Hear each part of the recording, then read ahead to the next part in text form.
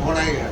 मैं तो लोगों एक चीज कहता हूँ, चुनाव आने वाला है, खूब तोलो, हमने हमारी गलती है तो हमने बताओ, लेकिन अपना भला बुरा खूब समझो और आने वाली पीढ़ी का ध्यान रखो।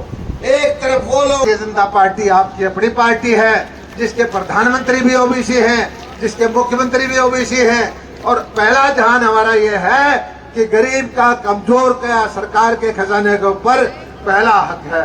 मैं तो इतनी बात कहना चाहता हूँ कि आप लोग आगे बढ़ो। और ये भाई घोषणा पत्र की बात देखे है, मेरे लिख के दे दिया कि 31 लाख से घाट ना दियो भाई, सरकारी खजाने से दूंगा 21 लाख, 10 लाख अपने दौरे दे दूंगा, नकद दे दूंगा, आपके पैसे नहीं रुकने दूंगा। आप जो है, मैं चाहे यहाँ रहूं ना रहूं, इस भवन का जब तक बढ़िया बच्चे निपट लग जाते, मेरा योगदान हर वक्त मिलेगा।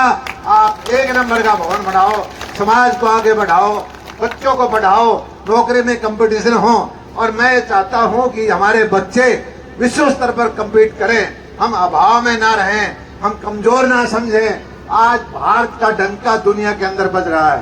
भारत के प्रधानमंत्री जो एक ओबीसी समाज से हैं, जहां भी दुनिया में जाते हैं लोग उसके ऑटोग्राफ लेने के लिए पीछे पीछे भागते हैं। एक जमाना था कि भारत के प्रधानमंत्री की तलाशी ली जाती थी, एक जमाना आज है कि अमेरिका, रूस और दूसरे देशों के, ताकतवर देशों के राष्ट्राध्यक्ष जो है वो ये देखते हैं कि भारत है, दुनिया में सबसे तेज गति बढ़ती हुई व्यवस्था है, दुनिया में सबसे ताकतवर होती हुई हमारी फौज है, और न्याय करने की हमारी जो कोशिश है कि ना दबेंगे, ना झुकेंगे, ना डराएंगे, ना डरेंगे, गरीब का कल्याण करेंगे, और हमारे जो बैकवर्ड भाई हैं, कमजोर भाई हैं, इनके साथ खड़े रहेंगे।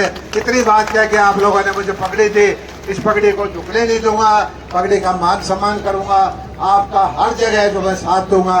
मैं तो एक ही चीज कहता हूं कि अपने पराये को पहचानो, अपनी सरकार को पहचानो, नीतियों को देखो, और आप खुद फैसला करो कि कौन अपना है, कौन पराया है। और ये बहकाने वाले, गुमराह करने वाले लोग हैं, इनके चंगुल में नहीं आना है।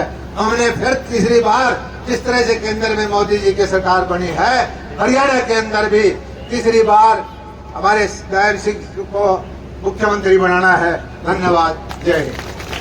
समाज की तरफ से समर्थी चिन्ह दिया जा रहा है ताकि इस कार्यक्रम की यादगार माननीय मंत्री महोदय के दिलों में सदा सदा के लिए बनी रहे। जोरदार तालियां, जोरदार तालियों से स्वागत, हार्दिक अभिनंदन, हार्दिक स्वागत। और आप सभी की सूचना के लिए बता दूं, अभी कुछ ही समय में श्री रणवीर सिंह पीछे चला, इसमें जाऊँ दादरी से रोहतक में, जींद में, नरवाना में, अम्बाला तक, जबलू मेरा पटेल लोहारू का मंत्री है, सारे मेरे का निकटा कटा देखने लग जाए। भाई बात यह है, बोले हमारा पानी ले गया, हमारा बीमा ले गया, हमारा मुआवजा ले गया।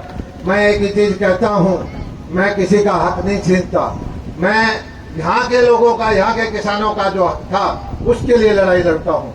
और अभी भी मैंने पीछे कंपनियों से लड़ाई लड़ी है। 15 अगस्त के आसपास, उससे पहले शिवानी बहल लोहारू का 125 करोड़ रुपया किसानों को डलवाऊंगा।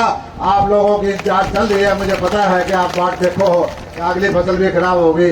जो पीछे कपास की, इसकी बाजरे की फसल खराब थी, कपास की फसल खराब थी, उसका पैसा आपको डलवाऊंगा।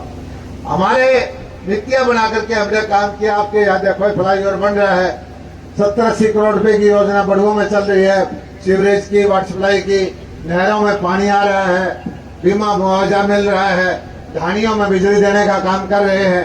हल्के के अंदर हमने कम से कम 96 सड़क नहीं बनवाई, सारी की सारी नहरें दोबारा बनवाई, पंप हाउस के काम दोबारा करवाए, बिजली की व्यवस्था को सुधारा। और आपके सामने है कि 10 साल से हमने को बिजली के रेट नहीं बढ़ाए। बड़ी बड़ी परियोजनाएं, हरियाणा स्तर की योजनाएं, कोई महकमा हो उसकी योजना अपने यहाँ है, लोहारू हल्के के अंदर है। यहाँ से देखो अनाज मंडी खेड़े के अंदर बन गई, यहाँ नहर का, इसका पब्लिक हेल्थ का एक्सेट का दफ्तर पे खुल गया, यहाँ नहर की कॉलोनी बनाने की खेड़े में योजना चल रही है। इसके बाद आगे बहल में